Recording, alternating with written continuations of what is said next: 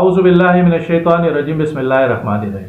کچھ دنوں سے سوشل میڈیا پر گردش کرنے والا ایک ویڈیو کلپ جس میں معروف اینکر جاوید چودھری صاحب کا ایک اعترافی بیان موضوع بحث بنا ہوا ہے، جس میں وہ فرما رہے ہیں کہ پاکستان کی سیاست میں، پاکستان کی بزنس کمیونٹی ہو، پاکستان کی پارلیمنٹ ہو، ہر جگہ جو گن ڈالا گیا ہے اس کا صحرا پنجاب کو جاتا ہے، یعنی پنجابی کو جاتا ہے۔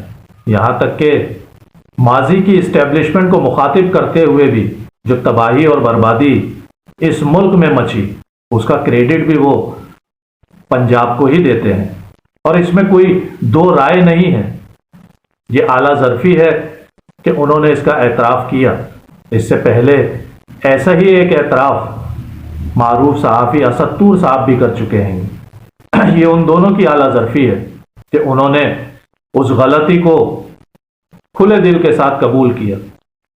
لیکن اب ایک سوال جاوید چودھری صاحب سے بنتا ہے کہ جاوید چودھری صاحب، یہ اعتراف نہیں ہے بلکہ یہ اعتراف جرم ہے، کیونکہ پاکستان کی 70 سالہ تاریخ، 5 سال کی تاریخ کو چھوڑ دیجئے، اس کے بعد سے لے کے آج تک 70 سال میں جو سیاسی تباہی اور جو ریاستی خرابیاں ہوئیں، اگر اس کا ذمہ دار پنجاب ہے اور پنجابی ہے تو اس جرم کا اعتراف کر لینے سے نہ ہی 70 سال واپس لوٹ سکتے ہیں، نہ ہی وہ خرابیاں، وہ غلطیاں، وہ جرائم درست ہو سکتے ہیں۔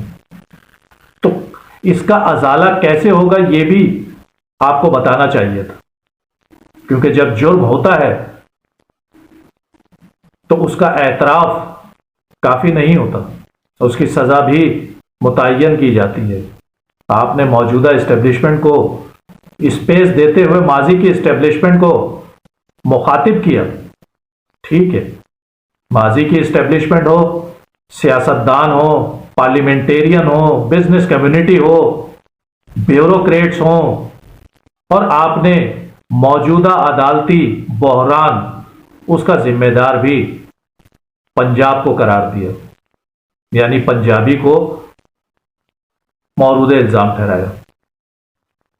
اب آپ کا اولین فرض ہے اور ایک قومی ذمہ داری ہے کہ اس اعتراف جرم کے بعد آپ کو پنجاب کے ان لوگوں کو جنہوں نے 70 سال کی اس تباہی کو اون کیا ہے، ان کے نام کے ساتھ ان کے لیے سزائیں بھی تجویز کریں، ورنہ اعتراف کر لینے سے پاکستان کے 70 سال واپس نہیں آ سکتے۔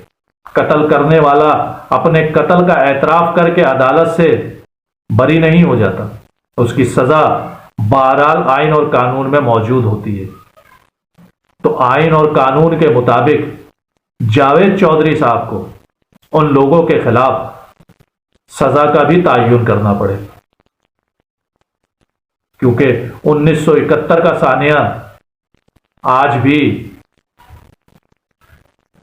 سوالیہ نشان ہے۔ حمود الرحمان کمیشن رپورٹ میں نامزد 150 سے زیادہ افسران آج بھی سزا سے بچے ہوئے ہیں۔ کون لوگ ہیں جو پاکستان کو تباہ و برباد کرنا چاہتے ہیں؟ کون ہیں جو ریاست کے ریٹ کو چیلنج کرتے ہیں؟ یہ آپ بھی جانتے ہیں اور پاکستان کے 22 کروڑ عوام بھی اب جان چکے ہیں۔ لہذا آپ اپنی قومی ذمہ داری کو پورا کرتے ہوئے ان حقائق سے پردہ اٹھائیے۔